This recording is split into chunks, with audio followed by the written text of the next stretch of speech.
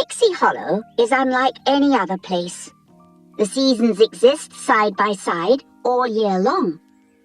But the warm weather fairies were told not to go into the winter woods, where the winter fairies live.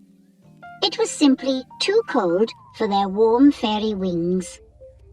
Most of the warm weather fairies listened, all except one. It was a busy day in Pixie Hollow. All the Tinker fairies were making snowflake baskets to be delivered to the winter fairies. "That should be enough to finish the baskets," Tinkerbell said, dropping off a batch of leaves. Once all the baskets were done, snowy owls would fly them to the winter woods. Tink wished she could go to the winter woods too. "I can't believe we make the baskets, but we don't get to take them to the winter fairies," she complained to her friends Bobble and Clank. "We wouldn't last a day in that cold," Bobble said. A few minutes later, Tinkerbell spotted her friend Fawn, an animal fairy. Fawn was taking animals across the border to the winter woods. Tink volunteered to help. At the border, Tinkerbell looked across to the beautiful snow-covered world. While Fawn was trying to wake a sleeping marmot, Tink jumped across. Suddenly, Tink's wings began to glow and sparkle. "Whoa!"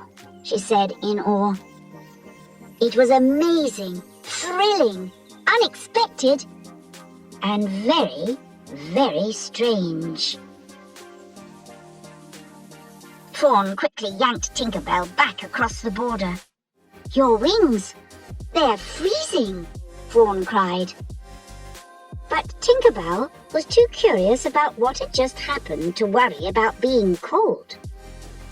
What had made her wings sparkle? After a healing talent fairy helped warm her wings, Tink headed to the library to do some research. She found what she was looking for, a book about wings. But a bookworm had eaten through some of the pages she needed. Tink was told that she could learn more from the keeper, who lived in the winter woods. There was only one thing for Tink to do. First, Tinkerbell cut a warm winter coat out of a fuzzy leaf. Next, she made a pair of furry snow boots. Then she packed the rest of her things in a satchel. Fully dressed for the cold, Tink tried to fly, but with her wings tucked inside her coat, she fell right over. Good thing she had a backup plan. Tink would get to the winter woods by hiding in one of the snowflake baskets. She snuck into a basket and hid. Then a snowy owl grabbed the basket and flew off. It was a very bumpy ride. Soon, Tink arrived in the winter woods. There was just one problem. Her book had fallen out of her satchel. A winter fairy spotted the book and picked it up. Tink secretly followed him. The winter fairy headed to the Hall of Winter. Tinkerbell gasped as she went inside. The grand icy chamber was packed with books chiseled out of ice. Just then, Tink spotted the keeper. He was hard at work, carving books at his easel. "Keeper! Keeper!" Tink suddenly heard a winter fairy say, "The most amazing thing happened. You've got to tell me what it means." "My wings! They actually lit up!" the winter fairy exclaimed. Her name was Periwinkle. "And it's happening again!" Just then, Tink's wings began to sparkle too. She tossed her coat aside and stepped forward in surprise. The two fairies approached each other as their wings shimmered. The keeper, whose name was Dewey, shook his head in disbelief.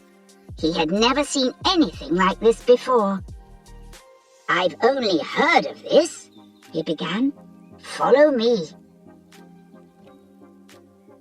Dewey guided the girls onto a giant snowflake.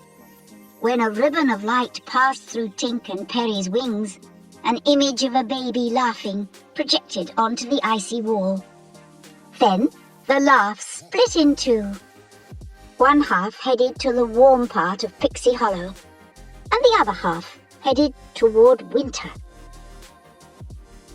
Tinkerbell's eyes widened. Two fairies born of the same laugh. So that means we're... She and Perry looked at each other in awe. "Sisters!" they exclaimed in unison. The sisters couldn't wait to learn all about each other. They had a lot of catching up to do.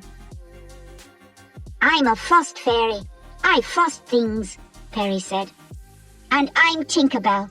I'm a tinker. I tinker things?" Perry asked, giggling. Perry and Tink discovered they had a lot in common. They both liked to wear white pom-poms on their shoes. They both liked to collect lost things, although Periwinkle called them found things. They also both liked butterflies, or at least Perry was sure she would, if she ever got to see one. And Tink and Perry's favourite star? The second star to the right, of course. Later, Periwinkle took Tinkerbell on a tour of the winter woods. Tink was amazed by the wintry world her sister lived in. They went ice skating and ice sliding. Then they visited the frost forest. They watched frost fairies spinning frost as delicate as the finest lace, and snowflake fairies creating beautiful icy snowflakes. A little while later, the moon began to rise, and the air grew colder. It was time for Tinkerbell to return home. "Goodbye, Perry," Tink said, giving her sister a hug. But they were not sad. They both knew it wasn't really goodbye. They were sisters, born of the same laugh, and nothing could keep them apart.